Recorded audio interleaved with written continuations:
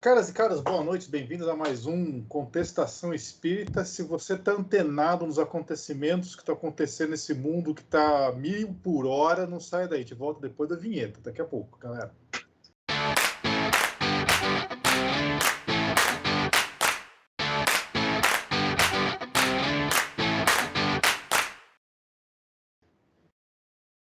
E franco, honestamente, tá difícil de acompanhar as notícias, cara. Até hora que eu pego aqui o celular, porque assim, eu costumo ver de manhã notícia, né? Cara, agora eu vou ter que ser de manhã, almoço, né? Qualquer... Galera, valeu, deixa eu assistir as notícias aqui enquanto isso. Não, brincadeira. Cara, acho que o mundo tá de ponta cabeça. Não sei qual é a sensação que vocês estão tendo. A sensação que eu tenho é que não tá de ponta cabeça, não. Acho que esse é o novo normal, como costumam chamar, por estarmos no meio num bando de esquizofrênicos autoimunes. Não, o Jairus tem outra palavra, ele fala bando, não é de psicopata. De psicopata que você fala, né, Jairus? Exatamente. O consciente coletivo psicopata. Esse aí não tem que carimbar, o consciente coletivo psicopata. Vamos lá, começa com qual é a que mais espantou, vai. Vamos aí. Vamos lá, vai. Essa questão, acho que tá todo mundo comentando, é a invasão da Rússia na Ucrânia. Acho que é assim. A primeira coisa que me remete à cabeça... É meio sua terra lá, não é não? Pertinho. Acho que da Ucrânia chega na Romênia, da Romênia chega lá na Sérvia. Só tem a Romênia separando, se não estou enganado, geograficamente falando.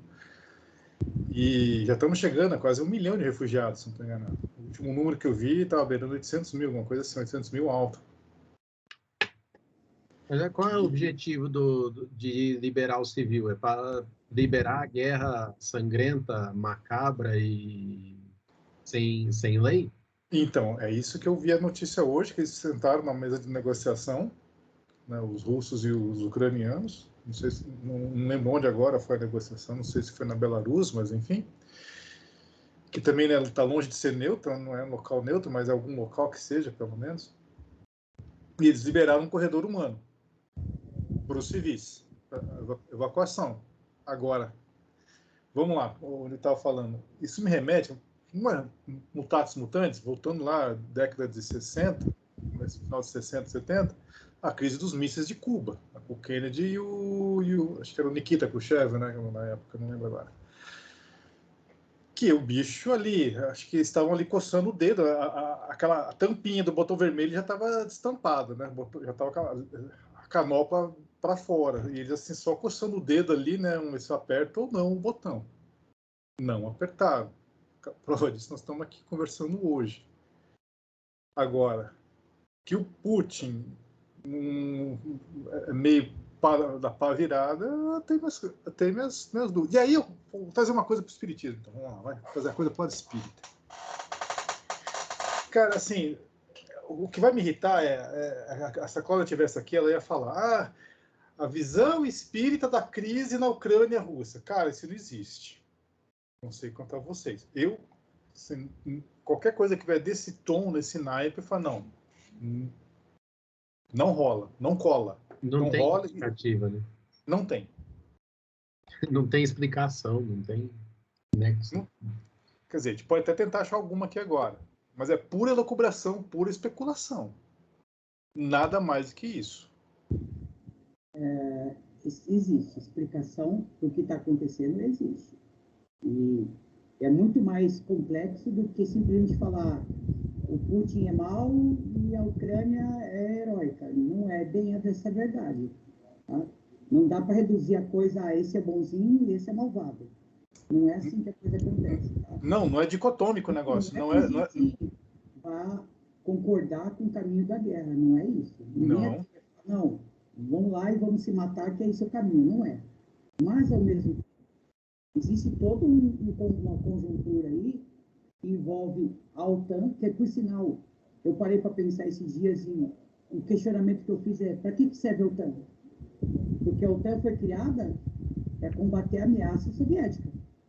A ameaça soviética acabou. E para que a OTAN existe? E a OTAN, não contente em ser uma aliança que está procurando criar uma hegemonia para alguns países, ela ainda está cercando a Rússia de países aliados hostis a ela. E aí chegou num ponto em que os caras falaram, agora vem a Ucrânia para o nosso lado. Aí a Rússia falou, chega, palhaçada. Eu vou ficar cercado de gente aqui da OTAN com mísseis aqui apontando para a minha cabeça? Não dá, né? Então, existem um monte de coisas aí que é muito mais complicado do que simplesmente, vamos condenar a Rússia porque invadiu. Não é bem assim, não. Tá? Então, claro, as consequências podem ser muito graves. As consequências podem vir a ser muito graves. A primeira consequência nós vamos começar a sentir logo. Vocês sabem por quê, né? Diga lá. Preço. Preço do petróleo. O preço do petróleo está explodindo. Essa é a grande hipocrisia ocidental. Eu estava lendo. A primeira coisa, a reação que eles tiveram, falaram, não, vamos lá, vamos fazer sanções econômicas aos russos, não sei o quê, exceto gás e petróleo. Cara, para não, como assim? Ou seja, sanção econômica por sanção econômica, os Estados Unidos, ou o Ocidente como um todo, capitaneado pelos Estados Unidos, claro, mas o Ocidente como um todo fosse realmente coerente, não, de fazer sanção econômica para um monte de ditadura que existe hoje lá no Oriente Médio. Emirados Árabes Unidos, assim, pega um país qualquer desses lá, não, os caras estão numa ditadura, assim, que eu estava lendo também uma reportagem sobre o feminicídio no Paquistão, sabe, que também está tendo uma onda de protesto lá, enfim. Mas isso é um outro assunto que a gente pode abordar mais tarde. Mas sanção econômica por sanção econômica, cara, tem um monte de país que nitidamente são ditaduras que não acontece nada. A questão do gás, do petróleo no Oriente, questão de pedras preciosas e diamantes em várias repúblicas, republiquetas, para dizer, né? República é elogio, republiqueta lá na África. Que os caras, assim, fazem horrores ali. Assim, se o Brasil tem essa disparidade socioeconômica, né, esses contrastes, lá são tão quanto, se não mais, em termos assim, tem aquela casta minúscula, estupidamente rica, e o restante da população na mais absoluta miséria, onde se produz pedras preciosas e diamante e tudo mais ali no coração da África. Enfim, só estou desabafando aqui. Desculpa o desabafo. Mas ninguém é santo. Numa guerra, ninguém é santo. Isso que o Flávio falou é certo. Para mim, assim, você não... Você pode até discordar do seu vizinho, mas você não entra na casa dele para dizer como você quer que sejam as coisas. E pelo que eu entendo, não dá para defender um país que quer se apropriar culturalmente de outro, né? Fora a ditadura, fora a inconsequência bélica, fora tudo mais, porque assim, a política ela é meio uma promessa, né? Então você fala assim, não faz isso aí porque eu tô aqui com o dedinho no botão, olha, eu não, né? E na verdade, o que você está dizendo ali é, fulano, senta aqui para conversar comigo que eu estou precisando do seu apoio.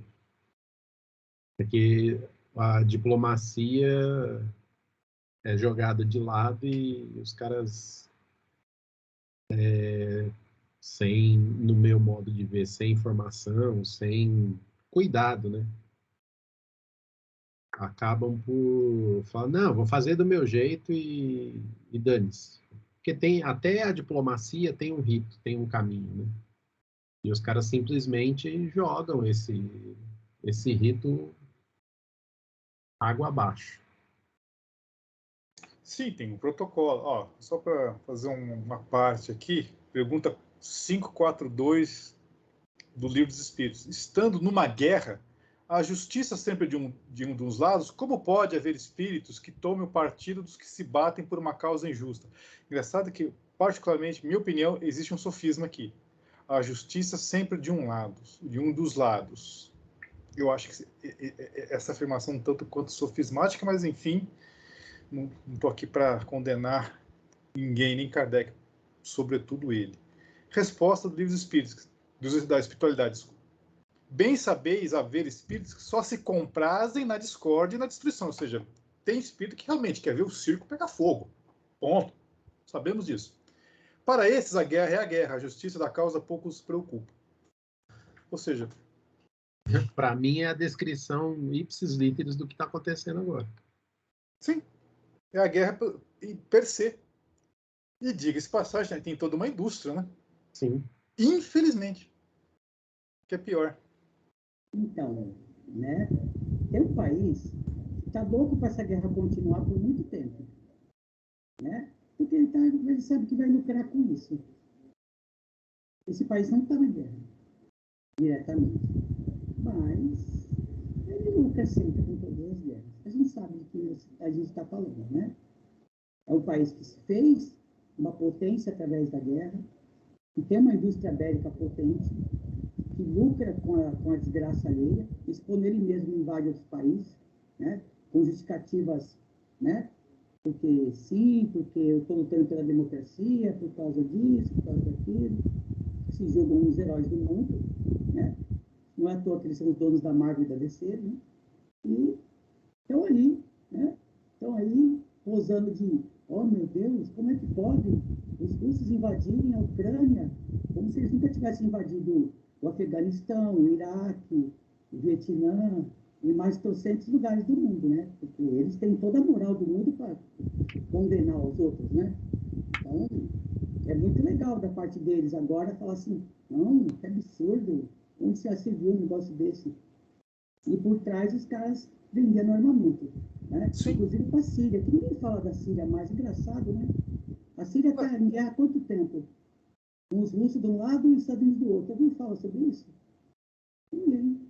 Não interessa, porque eles não estão vendo economicamente, não interessa.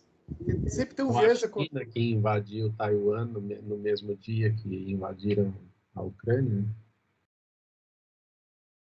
Vocês sabem? Não, estou sabendo. É tudo um jogo de espertinho, cara. Não tem, como a gente já falou, não tem santo na história. Né? Ó, 742, lá na frente. Então, tem um subitem lá no capítulo que fala só sobre guerras. Aí a primeira pergunta é a 742. O que é que impele o homem à guerra?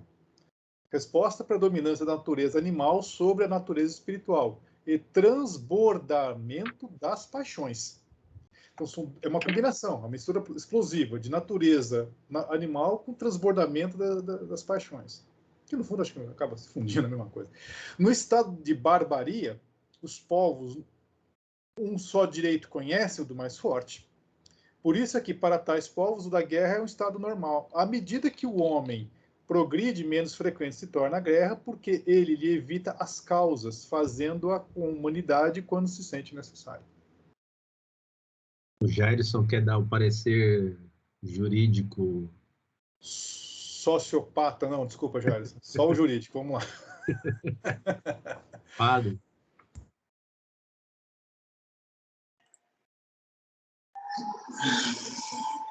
O jurídico é que está sendo infligido um monte de leis, né? Um monte de tratados aí, um monte de soberania de Estado,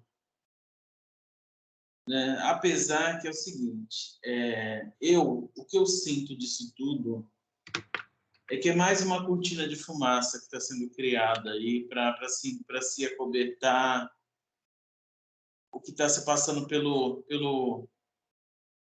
por debaixo do pano. Falou-se de 1 milhão de refugiados, assim, né? Um acesso muito rápido, né? De uma passagem muito rápida, assim, de pessoas. Você vê que da Síria é uma dificuldade imensa, né? Para se as pessoas ficaram 3, 4, 5 anos sobre a guerra, e um ou outro que começou a sair do país. Os Estados Unidos, quando invadiu o Iraque, num bombardeio, num ataque, foram 6.000 mortos de civis. E eles ficam posando agora de indignado, né? Não justifica o que está sendo feito. Só que ninguém tem moral ali para falar nada. Nenhum daqueles países tem moral para falar nada. Nenhum daqueles países tem moral para cobrar nada de ninguém. Porque sempre o que prevalece é o jogo de interesses. Né? A Rússia tem seus interesses e os Estados Unidos e a parte civilizada da Europa tem o interesse dela. Por que eles estão olhando agora para a Ucrânia, né? A União Europeia está com tanta vontade que a Ucrânia entre na... Por que será? Né? Se nunca olhou para a Ucrânia, nunca olhou para a Belarus, nunca olhou para a Crimeia. Porque a Ucrânia é mar aberto, né? Por onde pode distribuir as coisas. Além de mar aberto, tem muito laboratório dos Estados Unidos dentro da Ucrânia. Muito laboratório de tecnologia dentro dos Estados Unidos dentro da Ucrânia. Chernobyl está na Ucrânia. Então, assim, agora está se voltando esse interesse, né? Mas por que querem o Santo Biden, né? O Santo Biden precisa de uma guerra no currículo dele. Precisa de uma invasão no currículo dele, né? Aí entra a parte espiritual. A gente sabe que o povo americano é o povo romano. A águia como símbolo, né? Qual era o símbolo do Império Romano? A águia. O povo que adora conquistar, né? Vive em guerra. Os Estados Unidos vivem em guerra, né? Eu assisti um documentário esse final de semana que são 22 minutos no Netflix. São 3 canções, chama 3 canções, é o nome de uma mulher. E são 22 minutos só que mostra a realidade de um jovem afegão que quer entrar por exército. E ele mora num estado de miséria deplorável. Sim, naquelas casas que aqui a gente conhece como pau a pique. Lá eles fazem de barro mesmo, assim, batendo barro na mão. E durante o documentário tem tipo um balão lá em cima, um Zeppelin, sabe? Aí a moça fala assim, o que é aquilo? Aí ele fala, são os Estados Unidos nos monitorando. O afegão monitorado 24 horas por um balão. Os americanos tendo consciência do estado miserável que o povo afegão vive e só assiste.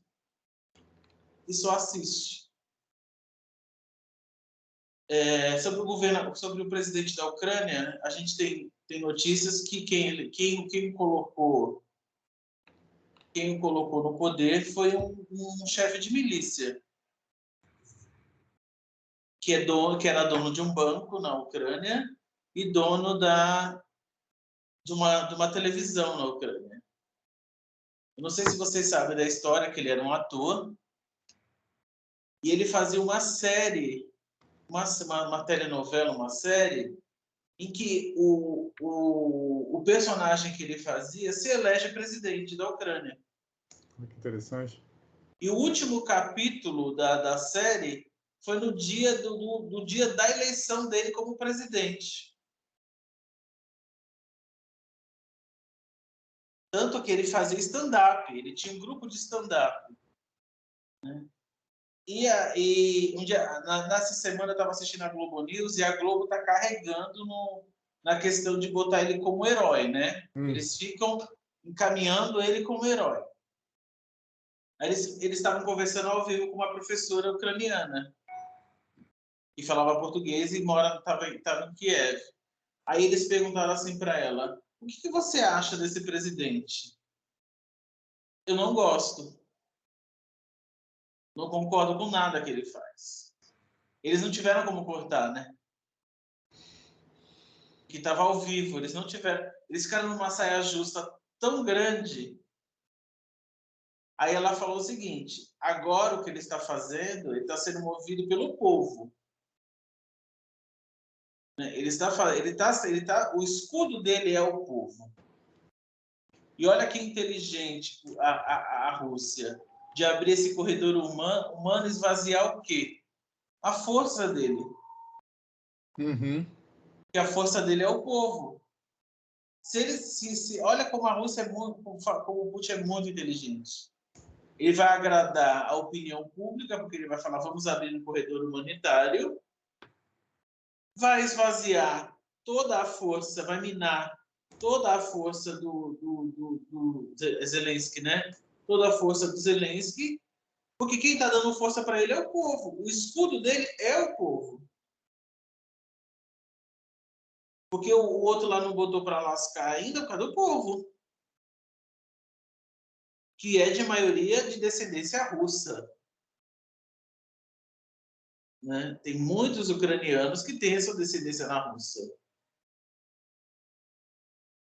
E também tem uma outra história, que a eleição dele foi de um partido neonazista.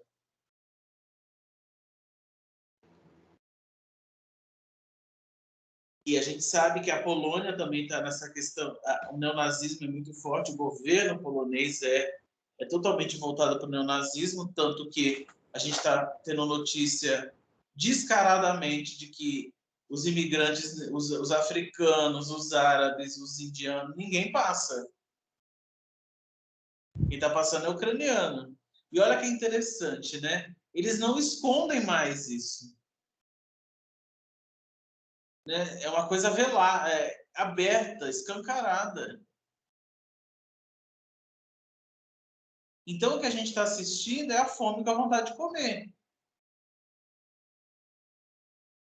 Né? Porque se a gente fosse se condoer por guerra mesmo, gente, a Síria, a Líbia, aquele pedaço da África que tem um monte de gente em guerra, eles não estão nem aí. Não manda nada, não faz ajuda humanitária, não manda nada, não fala nada. Não, mas a Europa é fascista por natureza, né? A gente já comentou aqui que essa migração interna da Europa, todos eles resolveram fechar a fronteira, e a única que deu alguma abertura foi a Merkel, justamente por isso, né? Eles não querem serem contaminados pelos povos africanos, né? Não, vai vir aqui fazer o quê? Só que se esquecem que há 50, 100 anos atrás eles migraram para a América, porque senão iam morrer todos, né? Exatamente. Então, de humanitário não tem nada. Nada. O interesse ali é econômico. Né? E sempre foi e sempre será. Não adianta a gente criar a expectativa que vai ser diferente. O interesse é econômico.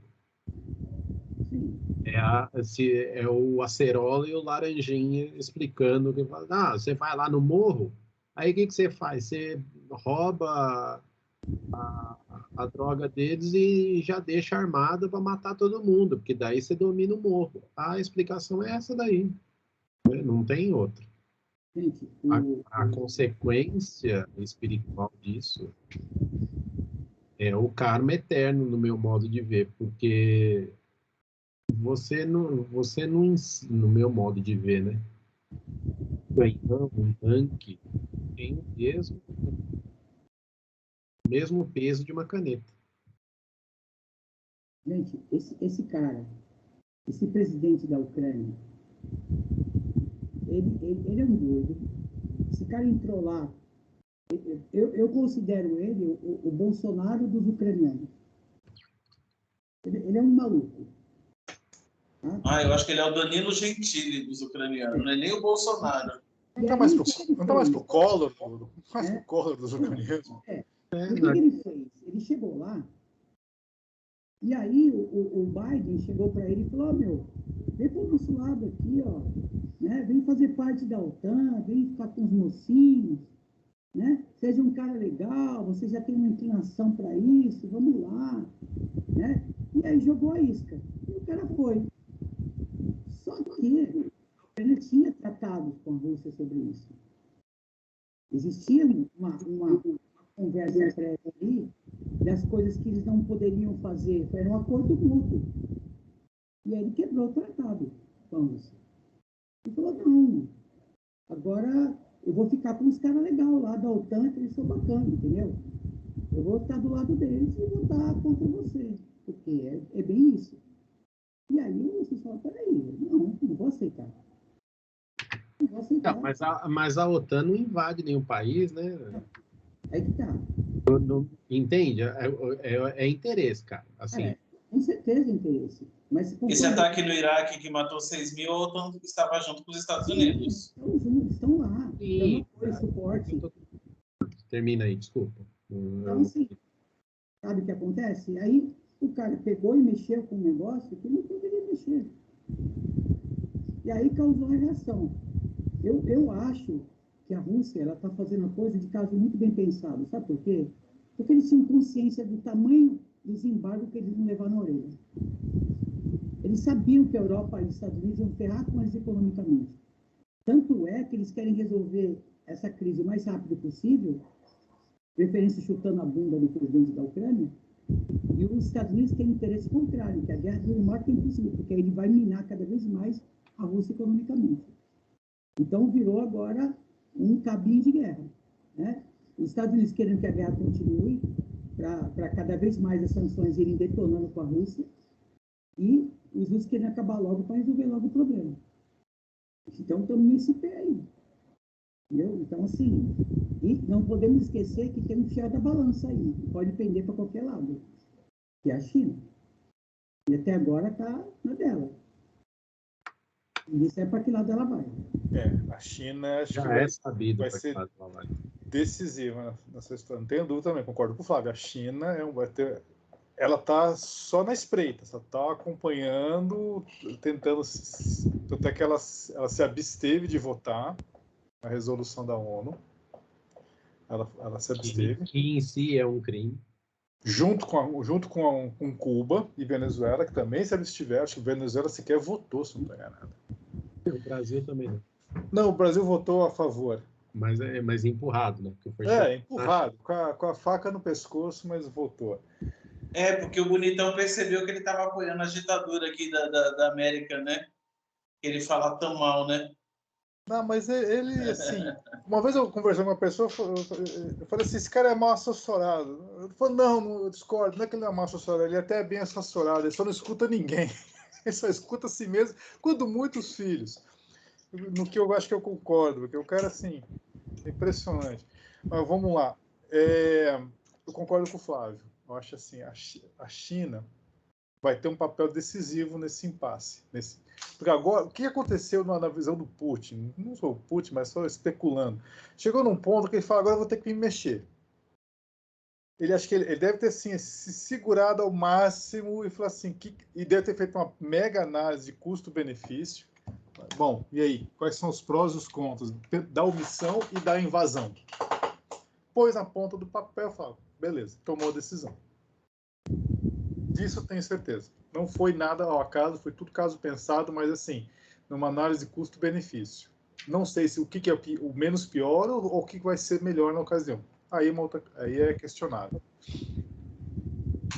Para mim, nada mais é que ego. Mas, beleza. Vamos para o próximo assunto aí, senão a gente fica só nesse. Não, só para fechar aqui com uma pergunta aqui, para não dizer que é só política, vamos fechar com o Livro dos Espíritos, 743, para fechar o assunto. Vai. Depois a gente passa para o próximo. Da face da Terra, algum dia a guerra desaparecerá? Teremos teremos mais guerra na Terra? Sim! Olha que interessante. Não percamos as esperanças. Resposta espiritual categoricamente, sim. Quando os homens compreenderem a justiça e a praticarem a lei de Deus. Ou seja, É por isso que o Jair está estudando direito, para compreender a justiça. Nós temos aqui o nosso representante aí. Nessa época, todos os povos seriam irmãos. Como diria John Lennon, né? Mas tudo bem. Não, pode falar, tá aberto. Não, se vocês quiserem jogar na roda... Vai, Flávio, você ia comentar alguma coisa? Não, eu tava só enchendo o saco, só falando, se você for fazer direito internacional, você vai ter muito trabalho pela frente. Né? A minha tendência agora, além do penal, é o constitucional. Eu posso indicar para quem quer entender o assunto, o canal do Cadê a Chave, do Leon e da Nilce. O Leon é formado em Relações Internacionais e faz um breve resumo do tema afora o Espiritismo, que é a nossa pauta aqui, mas por geopolítica pode entender um pouquinho. Para mim, o Leon está para a geopolítica, assim como o biólogo lá, o Átila Yamarino, está para... E vai parar onde esse arquivo? Fica aí na timeline do chat, o Alexandre puxa depois. Então tá bom. E eu aviso ele que são 2 arquivos. Então tá, gente. Obrigado pela companhia de vocês. Hoje foi um esquema mais ou menos diferenciado, mais leve, mais light, mais descontraído. Temas aleatórios, entre aspas, mas valeu. Eu agradeço pela companhia de vocês. Fiquem com Deus e até a próxima. Agora fomos. Vou terminar a gravação.